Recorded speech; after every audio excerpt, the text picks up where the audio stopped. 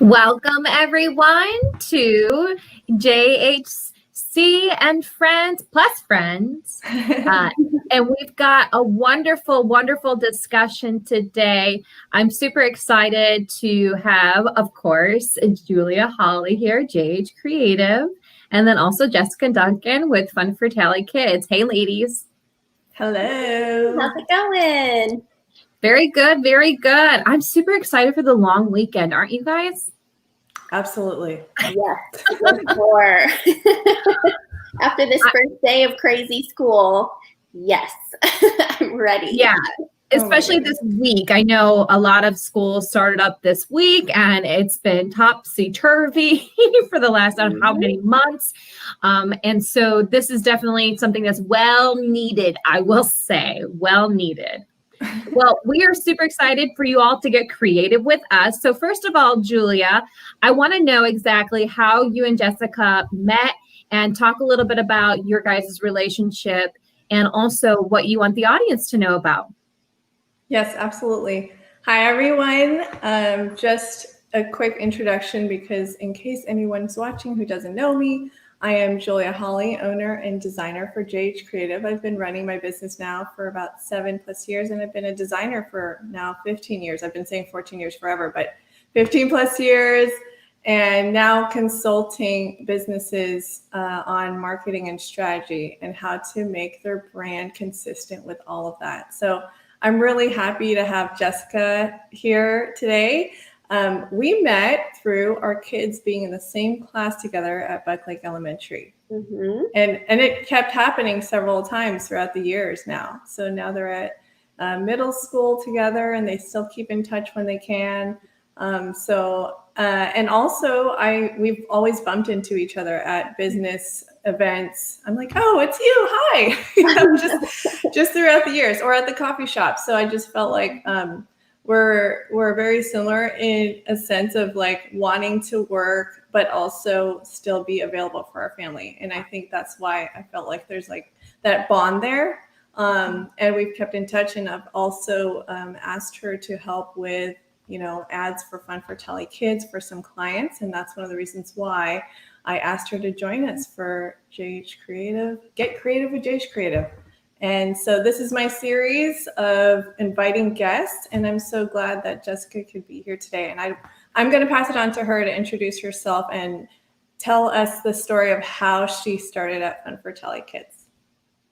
Well, thank you so much for having me. I was so excited when you invited me on, and you sent a little email about what we were going to talk about today. And that when it said we were going to talk about how we met, honestly, I had to think about it for a minute. Like, was it through our kids, or did we meet networking first? Or I couldn't remember. I just feel like we know each other for so long now. So that's funny.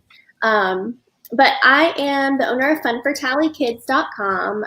We are an online resource for families who are looking for things to do with their kids and for their kids in the Tallahassee area. So it is part directory and part community calendar. So we have about, nearly 2,000 listings on our directory of anything you can think of that is family friendly. From kid-friendly restaurants to karate classes to art classes, programs and classes, stores and services, you name it, anything having to do with kids in the area. And then our community calendar as well.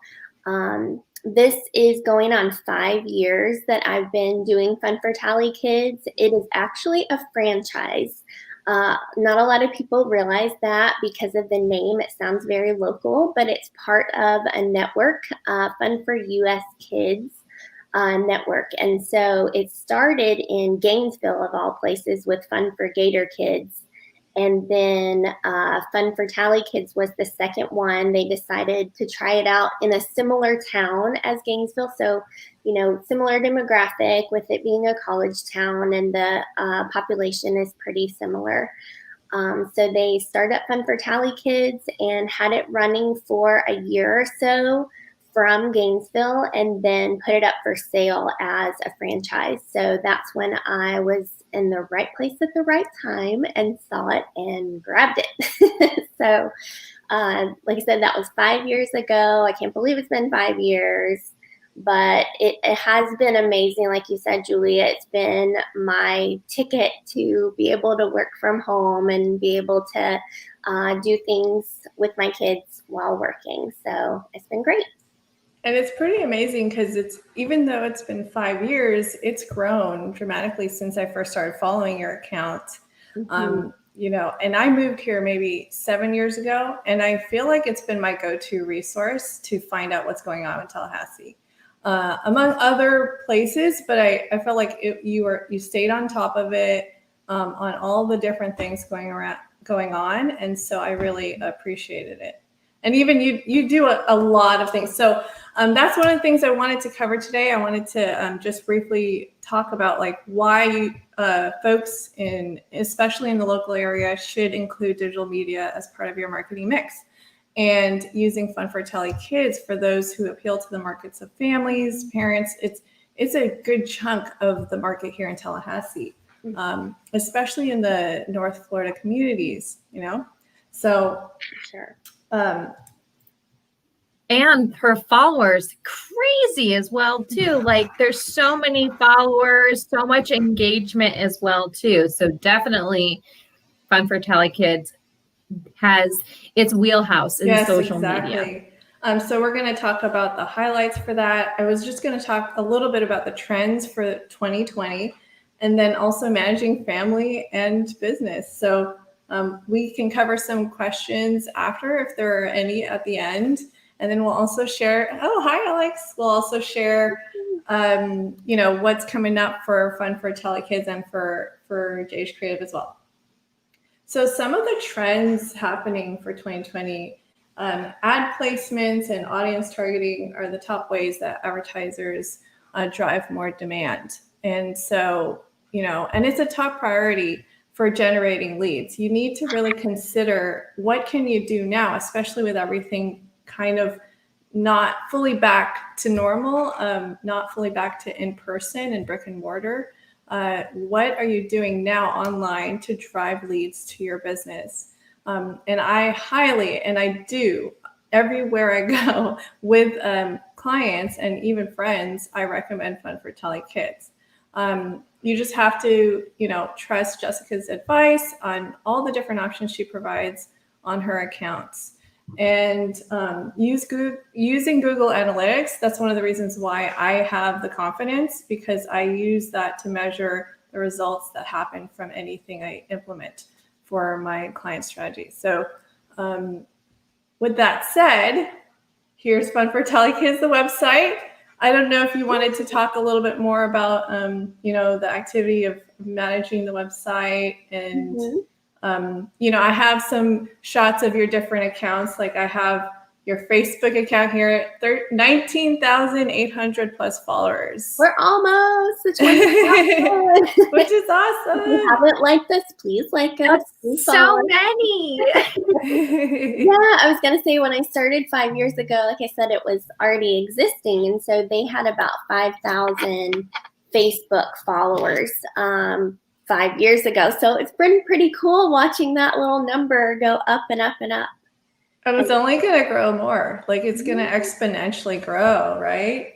Yeah, totally. Yeah. I love to geek it out and just see like the insights. Yeah, it's amazing. Like looking at the other, sites that are in the network, like Fun for Gator Kids, for instance, they have over 50,000 likes in little Gainesville. So, if they can do it, we can do it. So yes, it's just going to keep going up and up. So that's been really exciting to watch. And then the Best of Tally Awards, I've been up for best social media page to follow for a business. So this will be the third year. I've been runner-up for 2 years. No, 3. Patrick there. And so this will be the 4th year that I'm up for that. So that's pretty cool to know that people are engaging, and they are, for something like that, they have to vote for you and say, yeah, that's the best business page to follow. So pretty fun. And I think also, like, since I see your posts often, what I love about it is that it also helps others connect. Like moms are connecting or parents are engaging with the content. You make it humorous, you make it entertaining. So that is also a big plus, you know? Yeah, for sure. I actually started trying to form a group, because normally groups are the most engaging with people commenting and different things. And so a couple times I thought, well, let me just start a group alongside the Facebook page. And groups are a lot to manage if you've ever managed a group. And so that just got a little bit more daunting than I wanted it to. So I kind of scaled back and said, no, we're just going to do the business page.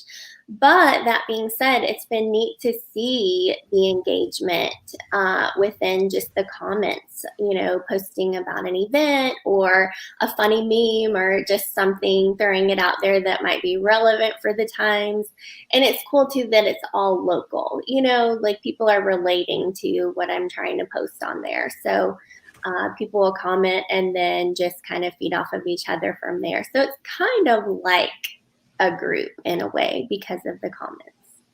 So where are you noticing that, like, do you happen to know like some of the most popular posts that you've had? Honestly, always the most popular posts, and I don't think I've done one in a couple of days, I might need to put it out there, are the funny things, the things that have nothing to do with a local event or business.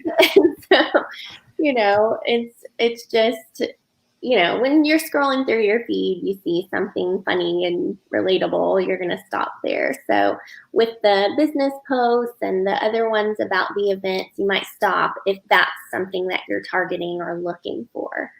So, but it really does vary depending on what the event might be. If it's something that's new to town, that's always a big post. So if it's a new playground or a new family-friendly restaurant or an event that we've never had, for example, the laser show that was just here a month or so ago, that was something that, for one, we've never had anything like that I know of. And two, people were dying to get out of their house for something, it was still socially distanced and everybody sat in their cars, but it was like, oh my gosh, something to go to. So I know. And if they had other nights, like I had heard about it that night too. And I was like, hopefully next time.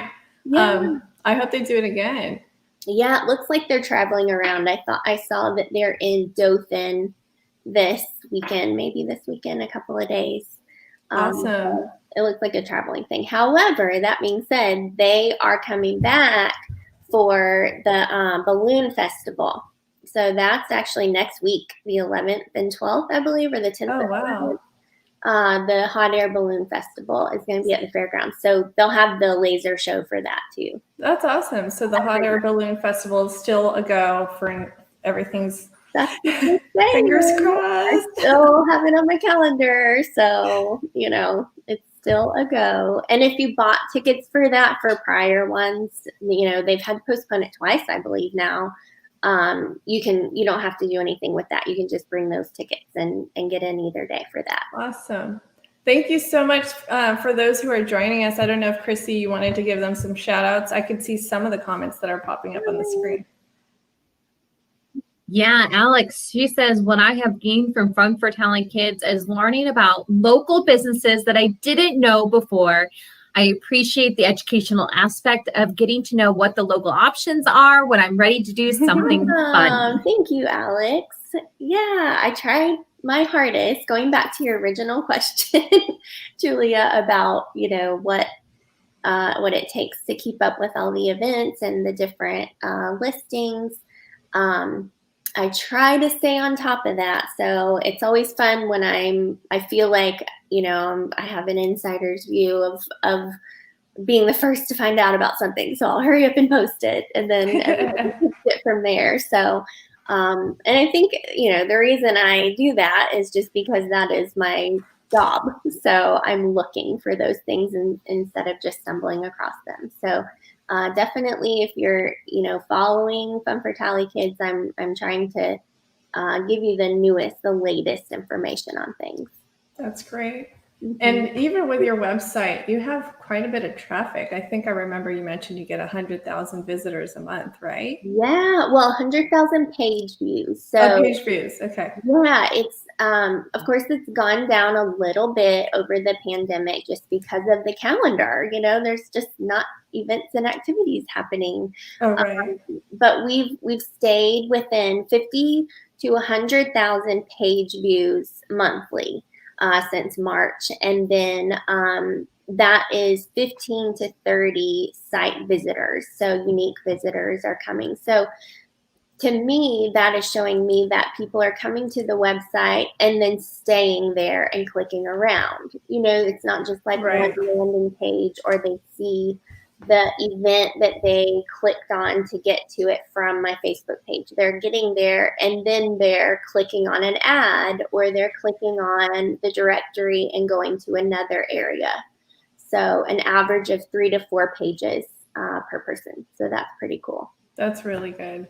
And I'm going to share my screen again and just talk about how even I noticed when we did a live stream, one of my clients is Carla Hutchinson with Foundation for Arts. And when we did a live stream with y'all, we didn't even heavily promote it, but we still got a really big bump on our accounts. And then we even got and consistently get visitors from Fun for Telekids to her website. So even separately from that, that is another referral source for us, other than Facebook. But Fun for Telekids has been really good of giving us steady traffic because we have a listing on there. So cool. Yeah. So, and even I was comparing some of the views on the other videos on Fun for Telekids. That was good. It was good. We did great for that. Yeah, that's hot. That's one of the higher ones for sure, if not the highest, since we've been doing these lives. So that's fun. I just found this post, if this is okay, because I see like you do a lot with your family too, and I appreciate like seeing that and how you're willing to share that with everyone. Look, I have my Foundation for Arts numbers still there, but for you, in your case, like how has it been able to kind of merge the experience of being with your family, enjoying these things while running your business? Yeah, honestly, it has just been done organically. Like really didn't have to, go out of my way to figure out how to do this and, hang out with the kids and be involved in their lives and the family in general. For me, it's been a total blessing just because it's, we did a bunch of things before I started Fun for Telekids within the community already. So even when I reached out to purchase Fun for Telekids, I told the owner, I was like, we are like the festival family. We're going to all this stuff anyway. So I'm going to be on top of these things regardless. So it's been really, like I said, just an organic, pivot from working a full-time job to doing this, just because I've been able to work alongside hanging out with them. Nowadays, as they've grown, it's been 5 years, so they were a little bit smaller when I started, and they were like, "Yay, Mom, where are we going today? Let's go." And now it's like my 8-year-old is going, "Another festival." And I'm like, you have no idea how lucky you are, kid. Get in the car. Yeah, right. You're going to look at your life, your childhood when you're grown and be like, wow, I can't believe we got to do all of that stuff. I know. And they're at that age. I have kids around that same age, and it's like, that's when things become like, oh my goodness, we have to go into the car to go somewhere, and we actually want to spend time together. Oh, I know. Yeah. And years ago, probably 3-ish years ago, they even came to me and they're like, "Mom, we want a YouTube channel. We want our own YouTube channel." And I said, this is a good example of how, I'm using my kids while I'm able to work, and it's all merging together, because my first thought was, no, you cannot have a YouTube channel. But then I thought, well, if you can have a YouTube channel, if it's about fun things around town. So I put them in front of the camera and they started doing the little, you know, like hosting at the different events whenever we would go to that. So like I said, that was years ago, and now they're over it and moved on. And, you know, my daughter is like, no way, I'm not going to do that anymore. But my son is now watching the YouTubers and not wanting to be in front of the camera now. So we got a few good videos out of it. But I think that I'll have to ebb and flow with them as they grow older, just like any, you know, any other job. As your kids get older, it just changes and you just go with the flow. Right. I know. Same here.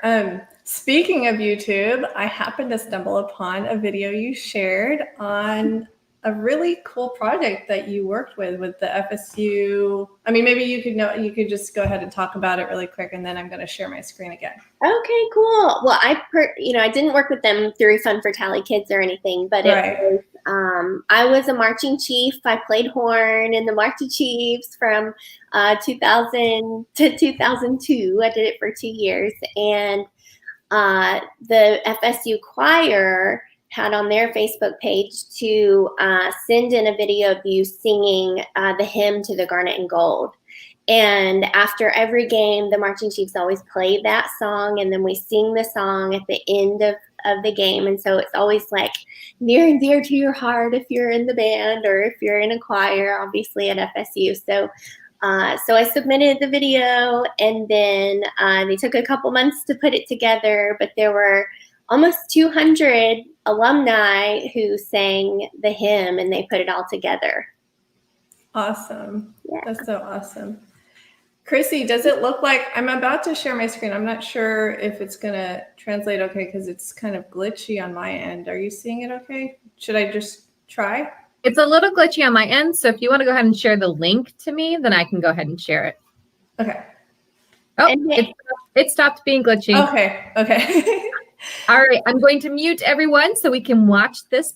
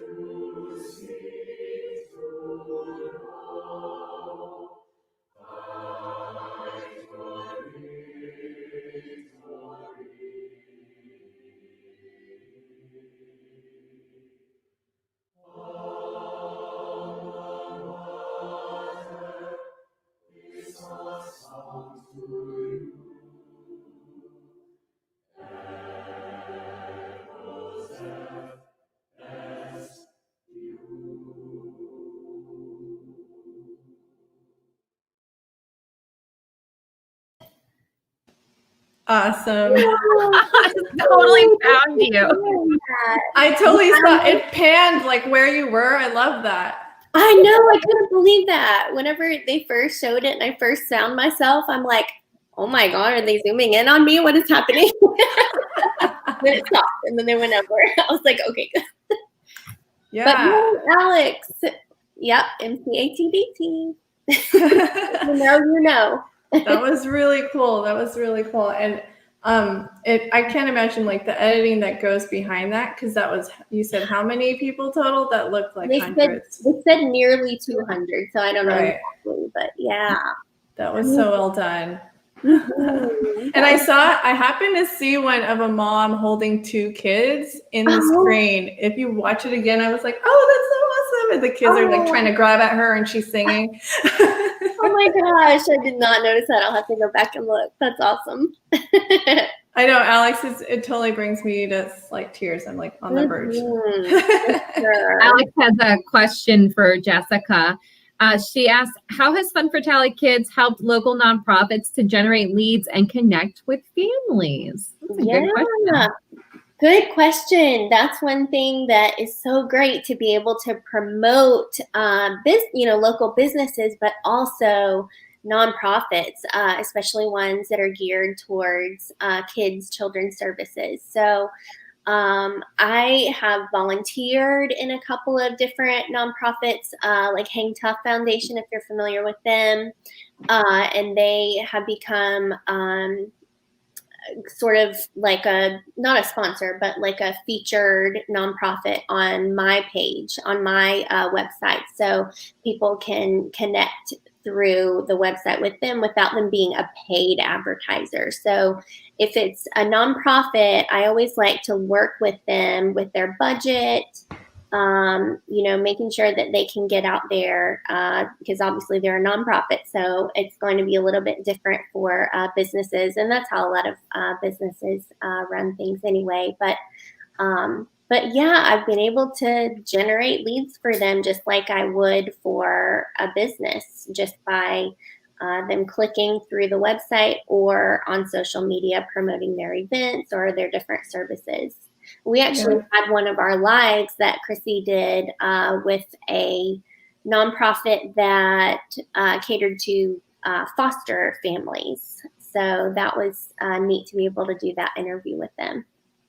And I also think I would like to add to that too, just if you have a fundraising event, I think the best place to kind of spread the word really fast would be through Fun for Tally Kids Facebook page. Mm-hmm. So, I mean, you could do something in partnership with Jessica.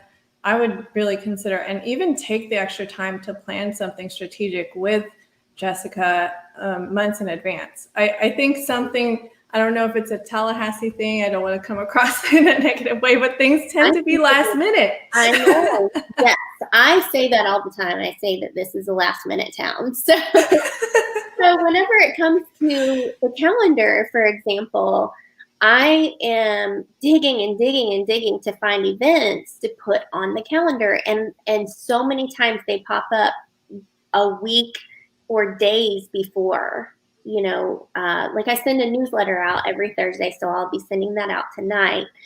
And I go in on Thursday morning and look for more events to put on there because new ones pop up just like overnight. So yeah, I say that quite often. So if you are planning an event, definitely, get with me or start promoting it sooner because, for digital advertising especially, it's those number of times, it's the amount of impressions that somebody is seeing that logo or that event or that announcement.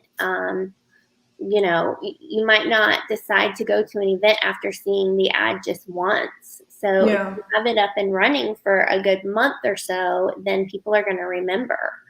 And go back to the site and say, oh yeah, I remember there's something coming up this month. Let me go see what it is. So the other common thing that I find is that it would be nice if even nonprofits, I'm noticing, like I'll hear about an event through traditional forms of advertising or something, but I don't see it on their Facebook events. Like you get really, you get a lot of visibility with your events just by putting it on an actual event post, right?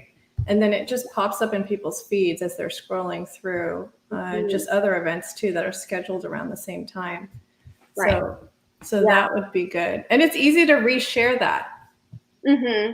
Yeah, for sure. Yeah, I definitely recommend making a Facebook event for your event. And then if you are a paid advertiser or if you've partnered with me in whatever way on our website, what is great is that social media posts come included with any ad, whether it's $25 or $400. You're going to get social media posts and you're going to get your ad in the e-newsletter throughout the month. So that's just something that is standard that I go ahead and include just since we're digital.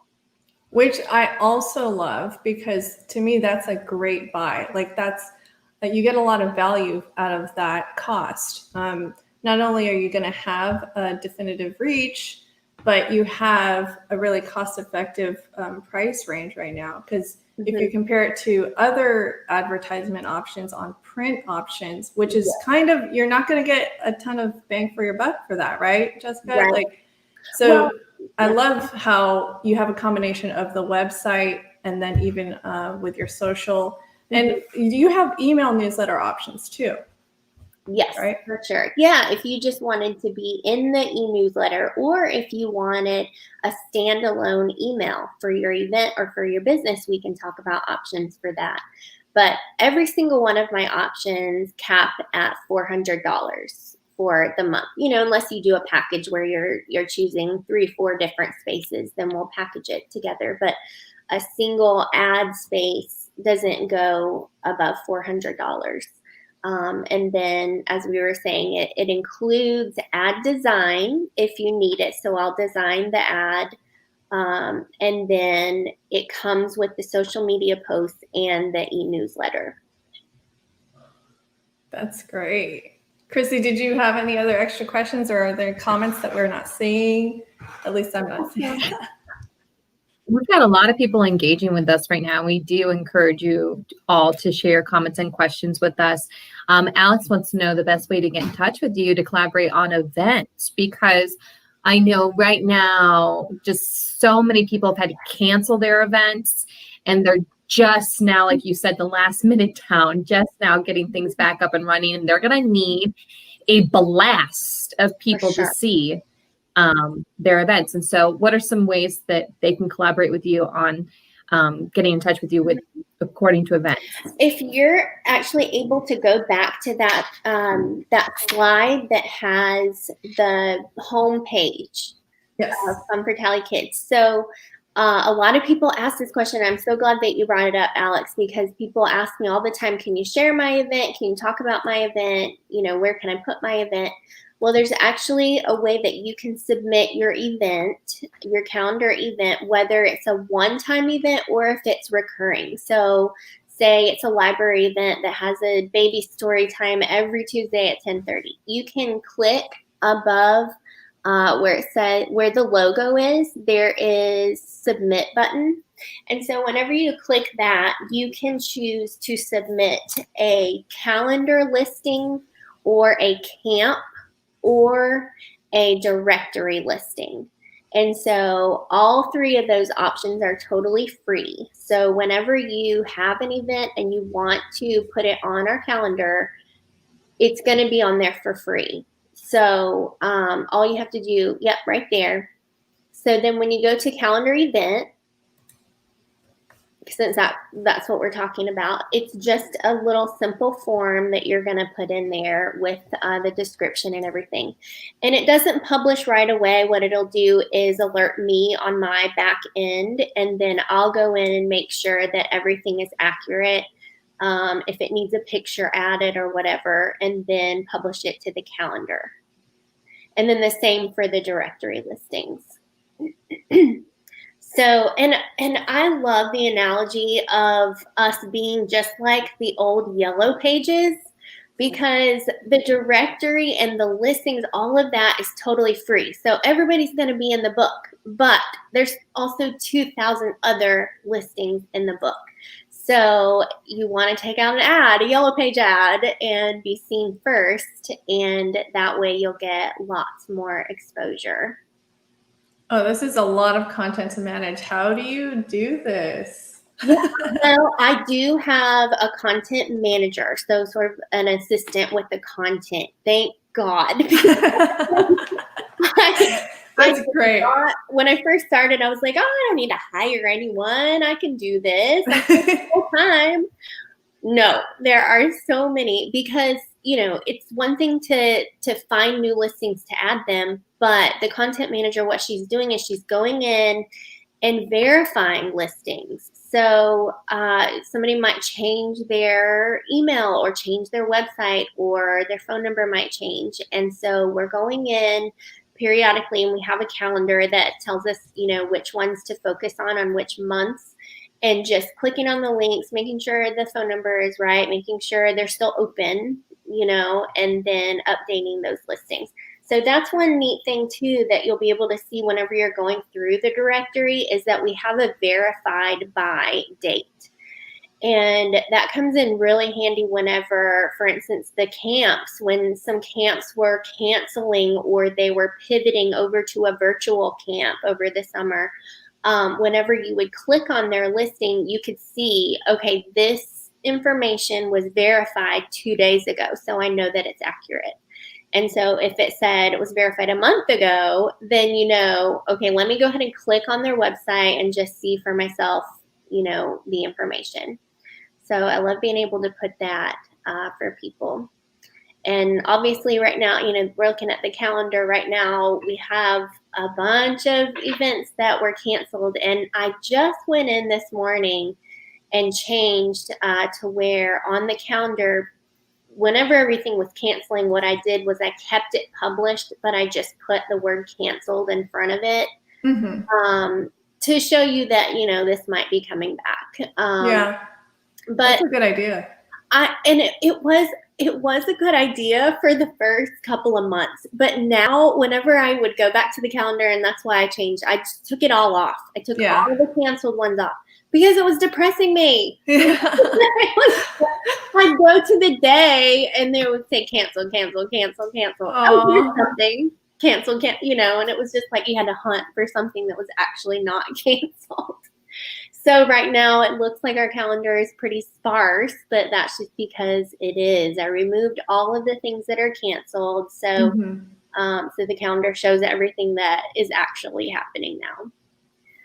I was thinking maybe too, like if there's any, if there's not any other questions, we can mention like some of the things I have here in the end is that, of course, follow us on Facebook. If you aren't already, follow Jessica at Fun for Tally Kids.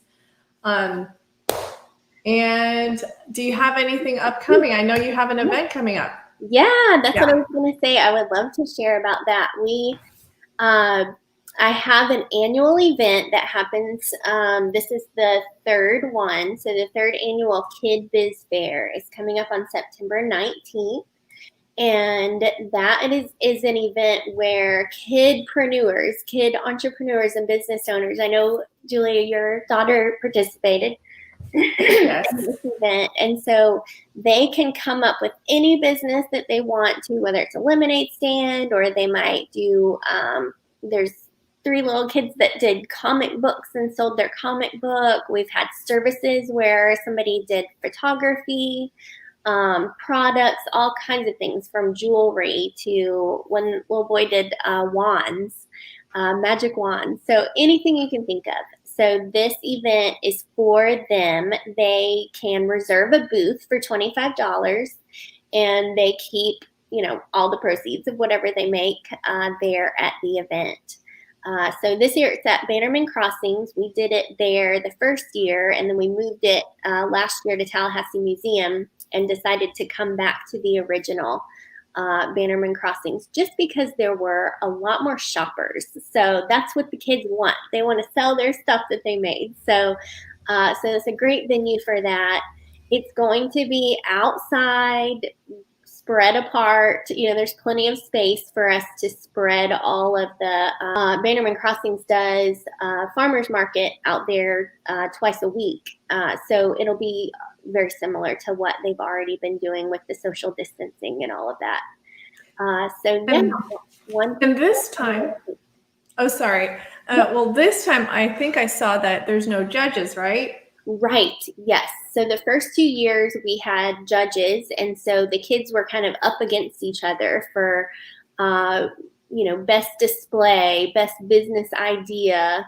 There were a couple different categories. And so the feedback that I got last year from a few parents was that they wanted to focus more on just selling what they have and not be up against the other booths, which to me makes total sense just because the kids vary in age and experience, and their booths look totally different. So it's really, really hard to judge them. When they're there might be a 6-year-old selling lemonade, and then somebody very seasoned over here who's 14, who's been, had their business for 5 years already. So yeah, this year the focus is totally on the kids selling what they have to share. So it'll be fun for everybody. Yes, I had my daughter experiment with that with the first one. She's like, obviously she still needs a little entrepreneurial bug to kick in first, but we went through it together. It was really fun. I really appreciated the atmosphere of it and just giving the kids the opportunity to be out there and test out their products and learn what it's like to sell things and interact with people. I think it's a great experience for any family members to participate in this. So I highly encourage y'all to sign up. And I know there's a bunch of kids that want to sell something out there, right? I know, go make you some money.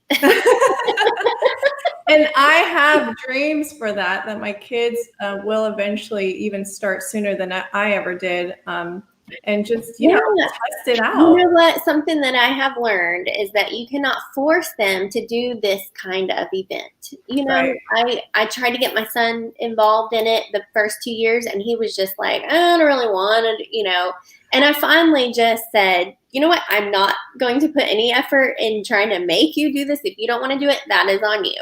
And that's really what I have found is that we, Chrissy and I, we interviewed a couple of kids who they're just so passionate about what they're making and selling, and they love doing it, and they're doing it for all the right reasons. You can just tell that their kids are not making them do it.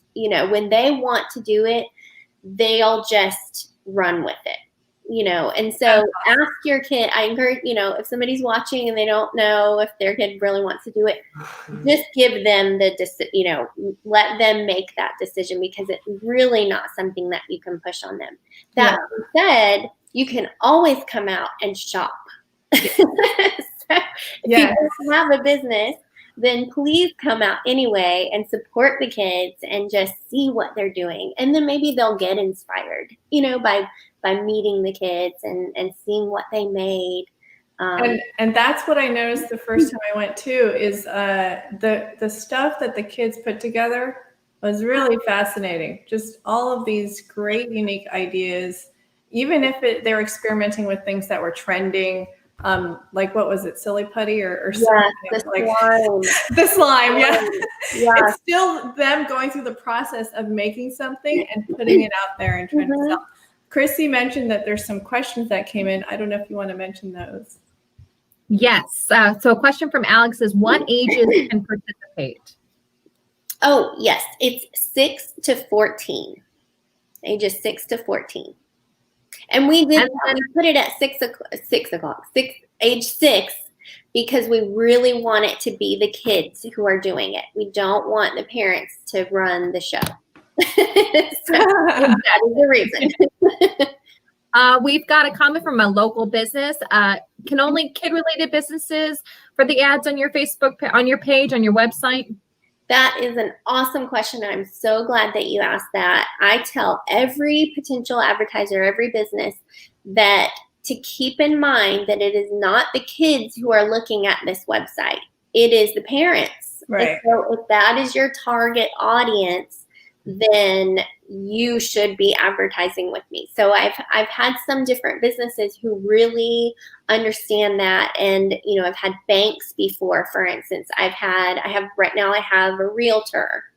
I've had a pest control, who came up to me and he said, you know what?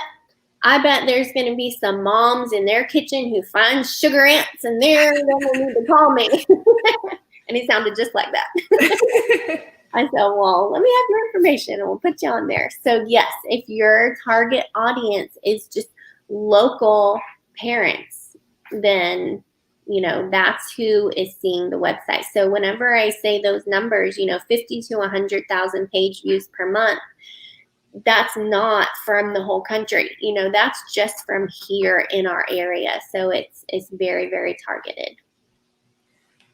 Well, I'm so glad that you had the time to do this with us, Jessica. I really, really wanted people out there to get to know a little more about Fun for Tally Kids outside of all the things that you're pushing out, because you do so much to communicate to everyone about what's going on in Tallahassee. I just wanted to focus on the statistics and the value that you provide for us behind the scenes. Well, thank you so much for having me, Julia. You are awesome at connecting everybody in the community. So I appreciate you having me come on and just vouching for me. So thank you so much. Thank you so much.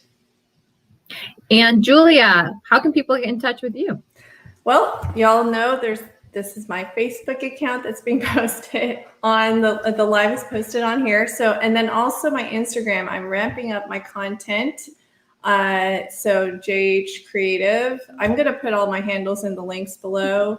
And then also my website right now, I'm transitioning to a new website soon, but there is a landing page that will get you in touch with me to schedule an appointment. So jhcreative.co is how you can get a hold of me. And excited for upcoming a live stream on September 17th as well. So yes, that's something definitely we want everyone to tune into. Yes, thank you for reminding me. We're going to have an awesome guest, Missy Gunnels. She is a super talented florist, and she's on high demand for high-end weddings. And also, she actually puts on some of the largest events in town. So I highly recommend that y'all all save the date and please join us. It's so funny that you said save the date. I know. Oh, I know, really. True. Yeah. No one's getting married right now. Thank goodness for lives, right? Okay. Never know. A live stream, a wedding. Oh, wow. Seriously. Done before. Well, I haven't seen anyone try that yet. I have seen it on Zoom. Have y'all attended a wedding on Zoom yet? No, but I've seen them. I've seen people, post about that. Yeah. God, I can't even imagine. All right. Well, this has been fantastic. Anything else you guys want to add before in closing?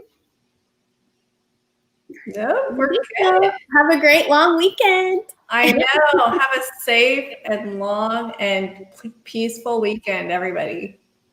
Bye. Bye. Thank you for watching.